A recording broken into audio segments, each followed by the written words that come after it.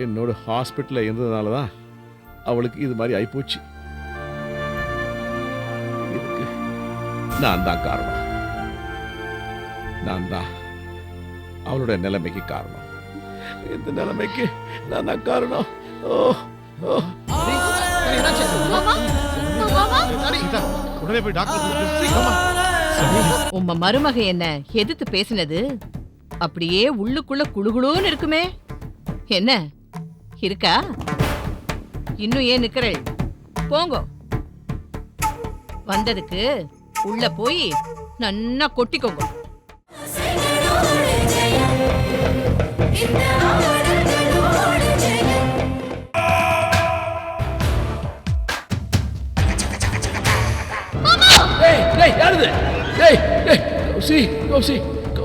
அனி, நீங்க போயிட்டே இருங்க, நான் டாக்டரை பார்த்து பேசிட்டு வந்துடுறேன். சரி வா, நான் கீழே வெயிட் பண்றேன். சரி ஓகே, பார்த்து போங்க.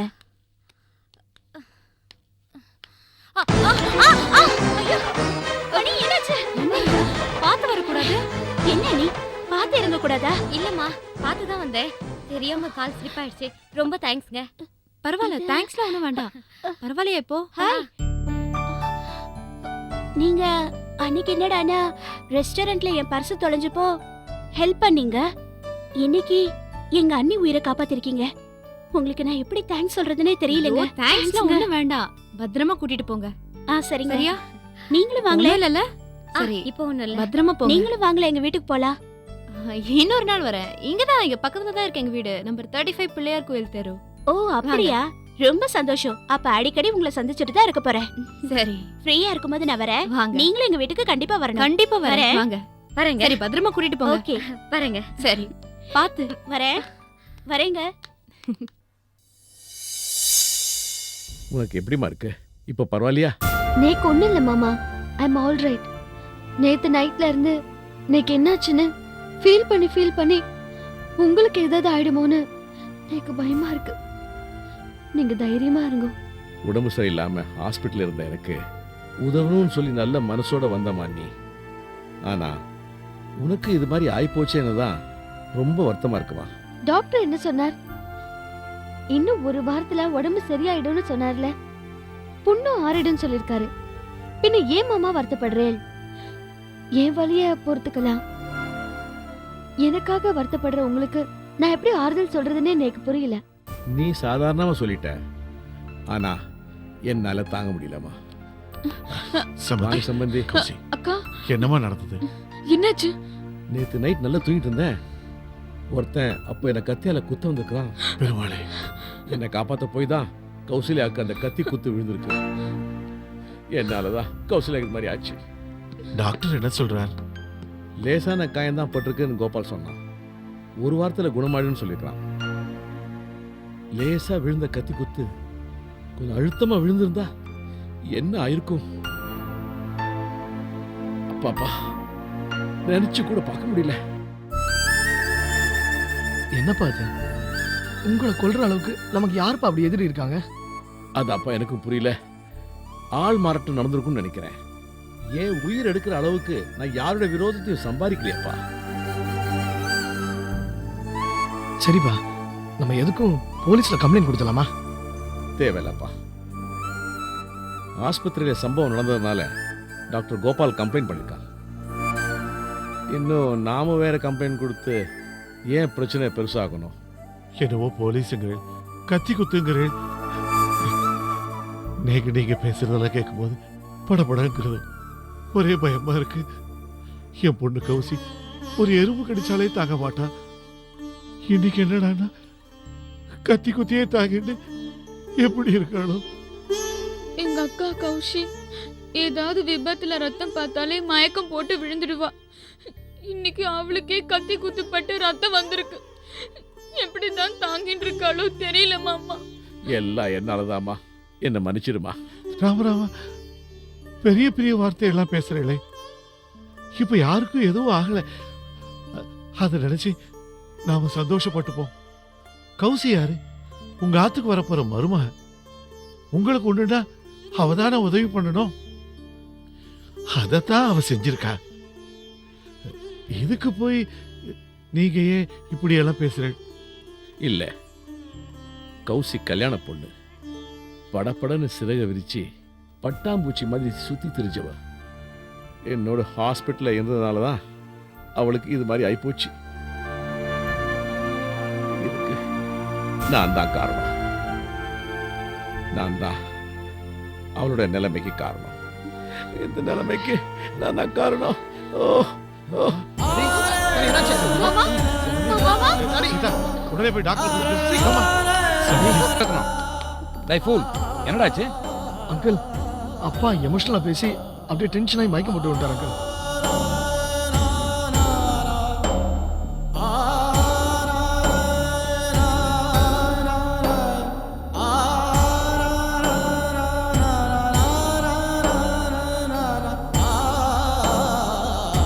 சஞ்சய், நேத்து கூட பிபி நார்மலா இருந்தது. இன்னைக்கு டிஸ்சார்ஜ் பண்ணலான்னு இருந்தேன். கௌசல்யாக்கு கத்தி குத்து விழுந்ததுக்கு தான் தான் காரணம்னு காலையிலேருந்து புலம்பிட்டு இருந்தான். அந்த டென்ஷன்ல தான் இவனுக்கு திடீர்னு ப்ரெஷர் ஜாஸ்தி ஆயிடுச்சு. சஞ்சய், இந்த நிலைமையில உங்க அப்பாவை என்னால இன்னைக்கு டிஸ்சார்ஜ் பண்ண முடியாது. இன்னும் ஒரு வாரமாவது ஆகும். ஒரு வாரமா? Impossible uncle. கல்யாணம் வேற நெருங்கிட்டு இருக்கு அங்கிள்.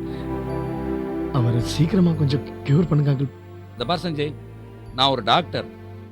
உங்க அப்பாவோட பிபியை ஏதாவது பண்ணி குறைக்கிறதுக்கு நான் ஒன்றும் மெஜிஷியன் கிடையாது. இப்போ உன் பிரச்சனை என்ன? உன் கல்யாணம் தானே? ஒரு 1 வீக் தள்ளி உன் கல்யாணத்தை வச்சுக்கோ, அவ்வளோதானே? என்ன அங்கிள் சாதாரணமா சொல்றீங்க? கல்யாண வேலையில இவங்க அப்பா வர மும்முரமா இருக்காரு. இப்ப போய் கல்யாணத்தை தள்ளி வச்சா அவங்களுக்குலாம் அசிங்கமாயிராது அங்கிள். கல்யாணத்தை தள்ளி வைக்கிறது எந்த வகையிலும் நியாயம் இல்லை. இந்த பாருங்க, அப்பாக்கெல்லாம் எதுவும் ஆகாது, அந்த நம்பிக்கை எனக்கு இருக்கு. இந்த பார் சஞ்சய், உங்க அப்பா உன் கல்யாணத்துக்கு வரணும்னு நீ ஆசைப்பட்டா கல்யாணத்தை ஒரு வாரம் தள்ளி வச்சுக்கோ. இல்ல உங்க அப்பா கல்யாணத்துக்கு வர வேண்டாம் நீ நினைச்சா நாளைக்கே பண்ணு. நாளைக்கு என்ன, இன்னைக்கே பண்ணேன்டா. டாக்டர் இவ்வளவு தூரம் சொல்றாருல, கல்யாணத்தை தள்ளி வைங்க. கௌசி, கல்யாண தேதி தள்ளி போயிடுத்துன்னு எல்லாத்துலயும் விளம்பரம் பண்ணுங்க. அக்காவோட யோசனை சரிதான்ப்பா. கல்யாணத்தை பேசாம ஒரு வாரம் தள்ளியே வச்சுடலாமே. அதுக்குள்ள அக்காவோட காயமும் ஆறிடும், மாமாவும் குணமாகி ஆத்துக்கு வந்துடுவார்.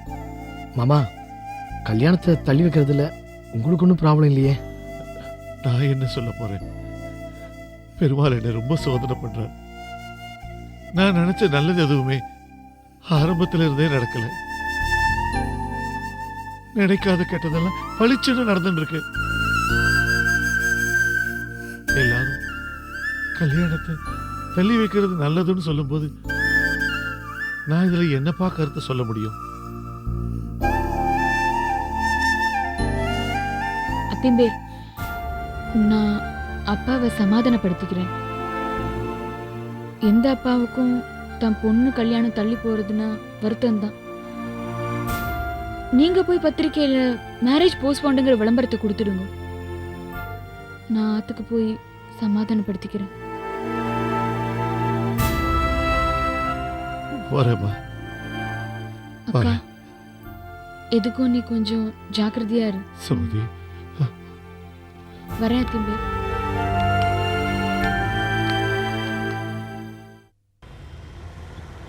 Bhaskar sir, Bhaskar sir, Bhaskar sir, Bhaskar sir. யார் நீ? உனக்கு என்ன வேணும்? சார் இல்ல, பாஸ்கர் சார் இல்ல. எனக்கு என்ன வேணும்னு அவர்கிட்ட கேளு. அண்ணே. என்னம்மா?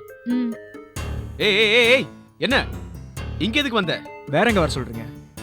சொன்ன வேலையை ஒழுங்கா செய்யாம சொதப்பிட்டு இப்ப எதுக்கு வந்த? நான் கரெக்டா தான் செஞ்சேன், நீங்க தான் சொதப்பிட்டீங்க. அந்த பொண்ணுக்கு நீங்க பால்ல தூக்கு மாத்திரை கலந்து தூங்க வைக்கிறேன்னு சொன்னீங்க. அது என்னடா நைட்டு ஃபுல்லா கண்ணு முழிச்சு வாட்ச்மேன் மாதிரி சுத்திட்டு இருக்கு. நல்ல வேலை என்ன மாட்டி விட பார்த்தது, நான் தப்பிச்சிட்டேன்ப்பா.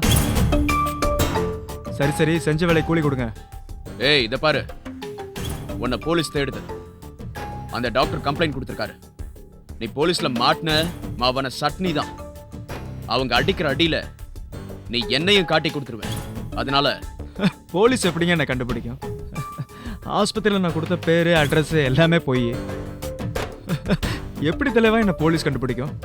சரி சரி, உன்னையே நீ ரொம்ப மெச்சிக்காத. நம்ம போலீஸ்க்கு ஒரு சின்ன க்ளூ கிடைச்சா கூட போதும், குற்றவாளியை ஈஸியா கண்டுபிடிச்சிருவாங்க. எந்த காரணத்தை கொண்டும் நீ இந்த ஊர்ல இருக்காத, மும்பை டெல்லி எங்கேயாவது போயிடு. பணம் தலைவா, பணம். வரேன் இரு.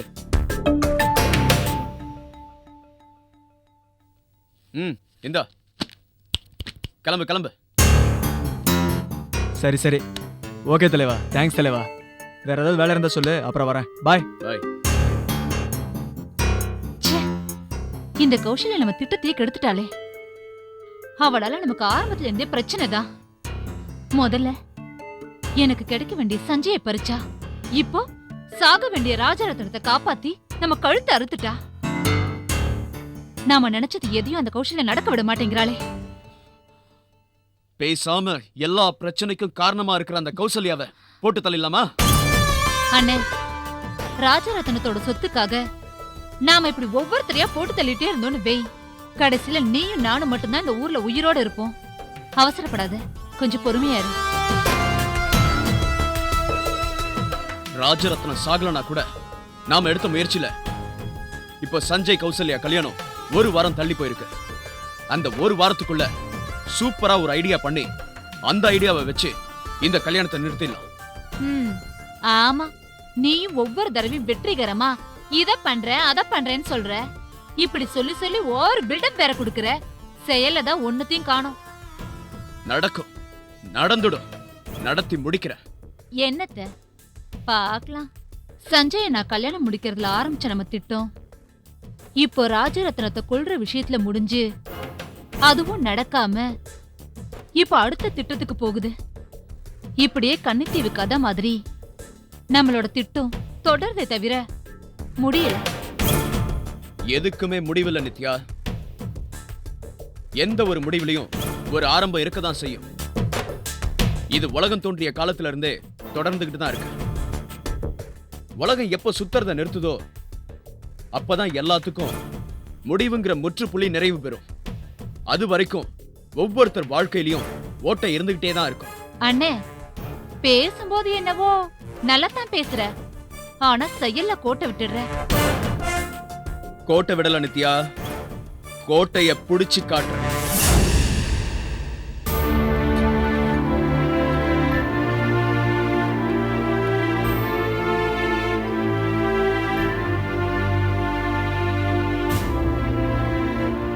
உங்க பொண்ணோட கல்யாணம் தள்ளி போச்சுங்கிற செய்தி சொல்ல வந்தீரா, இல்ல பொண்ணோட மாப்பிள மாறி போச்சுங்கிற செய்தியை சொல்ல வந்தீரா?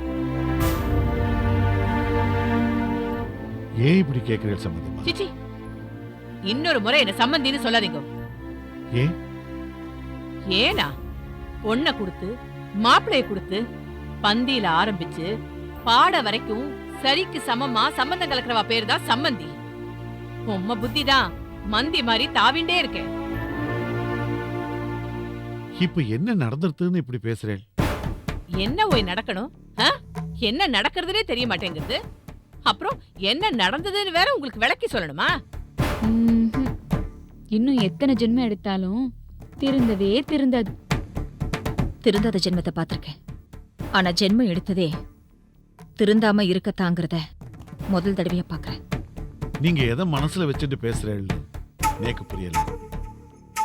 இங்க பாருமோய் பட்டாச்சாரி, அப்பாவோட போக்குல தான் பிள்ளைங்க வளர்ப்பு இருக்கணும். பிள்ளைங்க போக்குல அப்பாவோட வளர்ப்பு இருக்கப்படாது. என்ன புரியலையா? உம்ம பொண்ணுக்கு பார்த்த மாப்பிள்ள சுரேஷ் நல்ல சம்பந்தமா இருக்கேன்னு நானும் ரொம்ப திருப்திப்பட்டேன். சம்பந்தம் பண்றது ஒருத்தனை, கல்யாணம் பண்ணிக்கிறது வேற ஒருத்தனையா?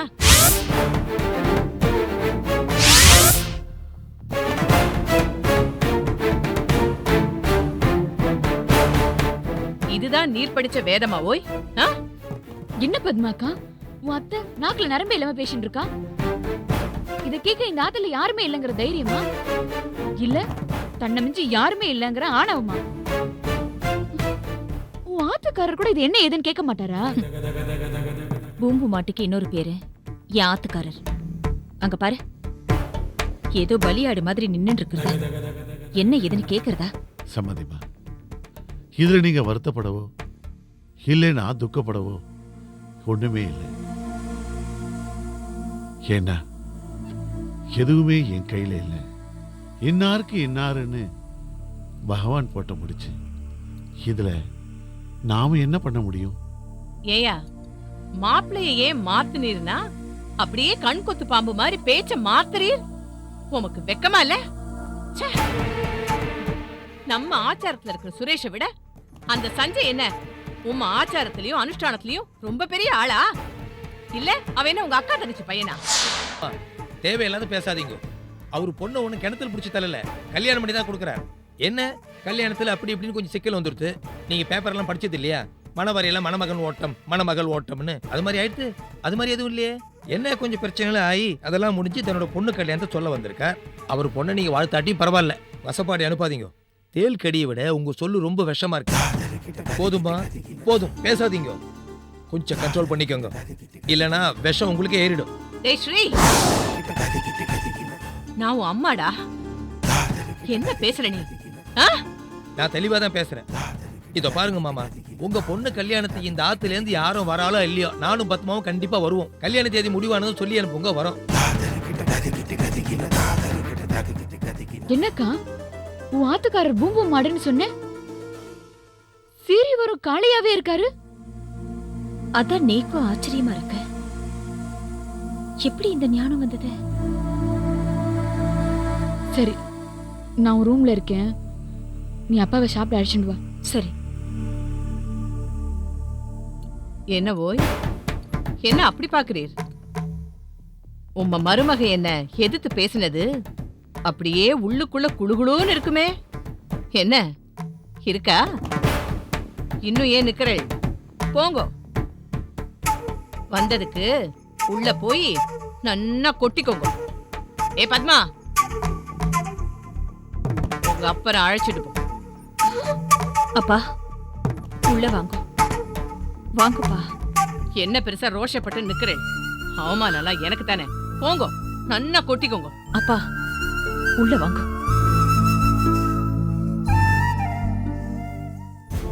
என்னம்மா வளர்த்த கடா மார்ல பாயிருதா? நீ வளர்த்தது பசு இல்லம்மா, காளை. அது முன்னாடி போனா முட்டும், பின்னாடி போனா உதைக்கும். நம்ம தான் ஆடுற மாட்டை ஆடி கறக்கிற மாதிரி இதுகிட்ட ஜாக்கிரதையா இருக்கணும். இது நோக்கு புரியுறதோ?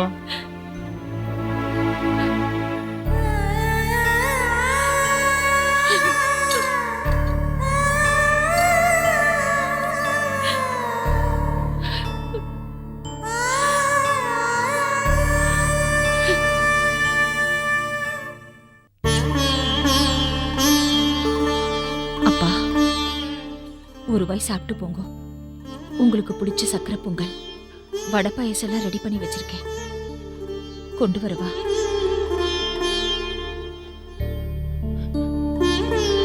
அப்பா ஏன்பா அழறே? நான் வாக்கப்பட்டு இருக்கிற இடம் ஜமீன் மாளிகை. இங்க சிரிக்கிற சத்தத்தை தவிர வேற ஒண்ணும் கேட்க கூடாது.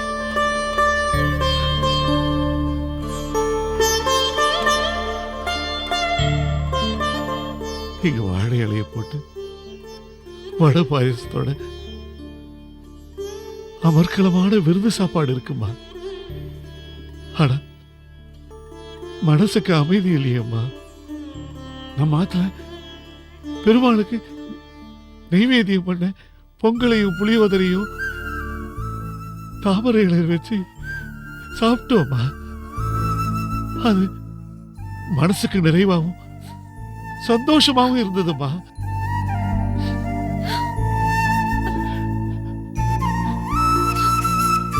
அம்மாடி, நீ வாக்கப்பட்ட இடம் ரொம்ப பெரிய இடமா. இங்க சிரிப்பு சத்தம் மட்டும்தான் கேட்கணும். அழாதம்மா.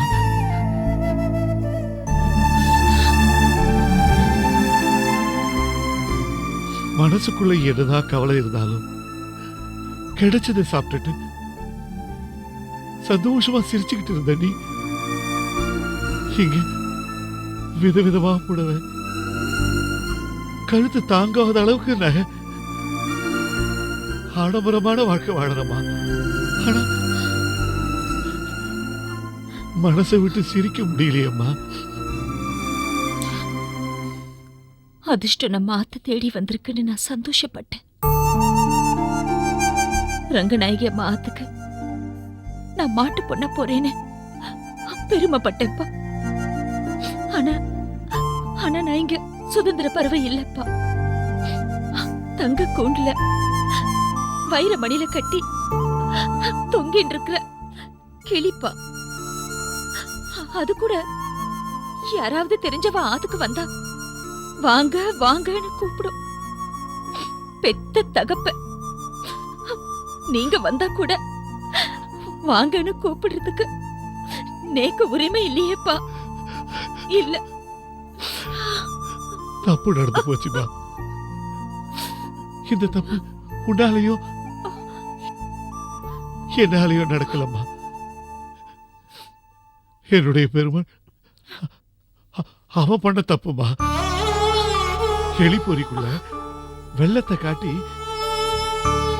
என்னையும் உன்னையும் மாட்டி விட்டுட்டாமா. 3 கால பூஜையும் ஒழுங்கா நாள் தவறாம செஞ்சுட்டு வர நீங்க பெருமாளை நிந்திக்காதீங்கப்பா. நான் நிந்திக்காம வேற யாருமா அவனை நிந்திக்க முடியும்? அவன் எனக்கு தெய்வம்மா, வழிகாட்டி, மந்திரி, சேவகம்மா. எல்லாத்துக்கும் மேல அவன் எனக்கு புள்ளம்மா. புள்ள மாதிரினா தினம் அவனை குளிப்பாட்டி அலங்காரம் பண்ணுவேம்மா. அந்த புள்ள என்ன சோதிச்சா நிந்திக்கிறதுக்கு எனக்கு உரிமை இல்லையா? அப்பா, இப்படி யோசிச்சு பாருங்கப்பா. நல்ல மாமியார் அமைஞ்சு ஒரு வறுமையான குடும்பத்துல நான் வாக்கப்பட்டு அங்க வீட்டு வேலையெல்லாம் செஞ்சு குடும்பத்தையும் காப்பாத்தி நானும் 4 ஆத்துக்கு போய் 10 பாத்திரமெல்லாம் தேய்ச்சி பழிச்சுட்டு இருந்தா அது இதை விட கொடுமை இல்லையாப்பா?